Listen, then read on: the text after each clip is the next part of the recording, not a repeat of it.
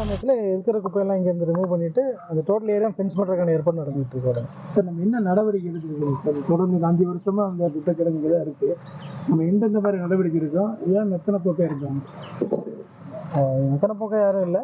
அதாவது regular cleaning March 28 கூட ரெகுலராக அதை குப்பை கிடங்கு க்ளீன் பண்ணிட்டு வராங்க. அதுக்கப்புறம் ஷிஃப்ட் பண்ணக்கூடிய, அதாவது இந்த சோமியம்பாளையம் வந்து கார்பரேஷன் லிமிட்டில் சேரக்கூடிய வகையில் இப்போ இமீடியட்டாக அதுக்கான இதை ஃபாஸ்ட் ஃபார்வர்ட் பண்ணியிருக்காங்க. ஸோ இங்கேருந்து சோமியம்பாளையத்தில் வெள்ளலூர் ஷிஃப்ட் பண்ணுறது இப்போ கார்பரேஷன் லிமிட்டில் வரதுனால வெள்ளலூருக்கு இமீடியட்டாக ஷிஃப்ட் பண்ணுறாங்க.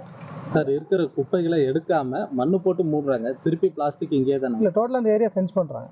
டோட்டலாக ஃபென்ஸ் பண்ணி யாரும் உள்ளே போகாத வகையில் அந்த இடத்த டோட்டலாகவே ஃபென்ஸ் பண்ணி க்ளோஸ் பண்ணிடுறாங்க. ஸோ அதனால் உள்ளே யாரும் போடக்கூடியதோ ப்ரைவேட்லேருந்து யாரும் போடக்கூடிய வாய்ப்பு இனிமேல் இருக்காது. கோவை மருதமலை பகுதியில் உயிரிழந்த யானை வயிற்றில் பிளாஸ்டிக் கழிவுகள் இருப்பதாக மாவட்ட வன அலுவலர் தகவல் தெரிவித்திருக்கிறார்.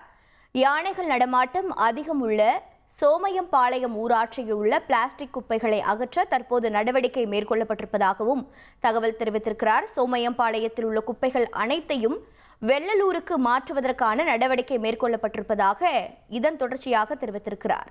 உயிரிழந்த யானை வயிற்றில் பிளாஸ்டிக் கழிவுகள் கண்டெடுக்கப்பட்ட நிலையில் தற்போது சோமயம்பாளையத்தில் உள்ள குப்பைகள் அனைத்தையும் வெள்ளலூருக்கு மாற்றுவதற்கான நடவடிக்கை மேற்கொள்ளப்பட்டிருப்பதாக மாவட்ட வன அலுவலர் தகவல் தெரிவித்திருக்கிறார். கார்த்திக், வணக்கம். உயிரிழந்த யானை தொடர்பாக மேலும் விவரங்கள் என்னென்ன? தற்போது இந்த பிளாஸ்டிக் கழிவுகள் மீது என்ன நடவடிக்கை மேற்கொள்ளப்பட இருக்கிறது, அதையும் பதிவு பண்ணுங்க.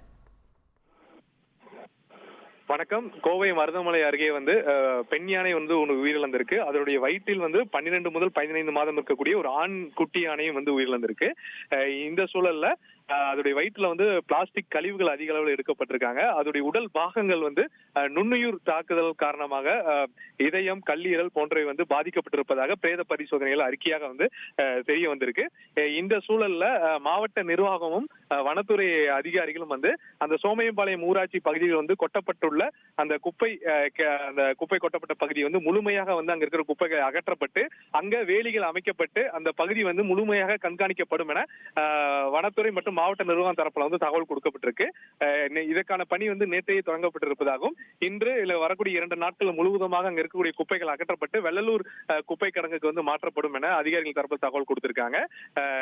யானையுடைய வயிற்றில் கிலோ கணக்கில் பிளாஸ்டிக் கழிவுகள் இருந்ததும் ஒரு சில மாதங்களாகவே அந்த யானை அந்த குப்பை கழிவுகளை சாப்பிட்டு வந்திருப்பதும் தெரிய வந்திருக்குது. இந்த கழிவுகளை ஆய்வகத்துக்கு அனுப்பப்பட்டு இதன் மூலமாக யானையின் உடல் பாகங்கள் பாதிக்கப்பட்டிருக்கா, அது பாதிக்கான காரணம் என்ன என்பதை விரிவாக ஆராய்ப்பதற்கு வனத்துறை திட்டமிட்டிருக்காங்க. இந்த சூழல்ல ஒரு பெண் யானை வயிற்றில் இருந்த குட்டி யானையும் உயிரிழந்திருப்பது பெரும் அதிர்ச்சியும் சோகத்தையும் ஏற்படுத்தியிருக்கு. விவரங்களை வழங்கியதற்கு நன்றி கார்த்திக். செய்திகளை உடனுக்குடன் தெரிந்து கொள்ள உடனே சப்ஸ்கிரைப் பண்ணுங்க.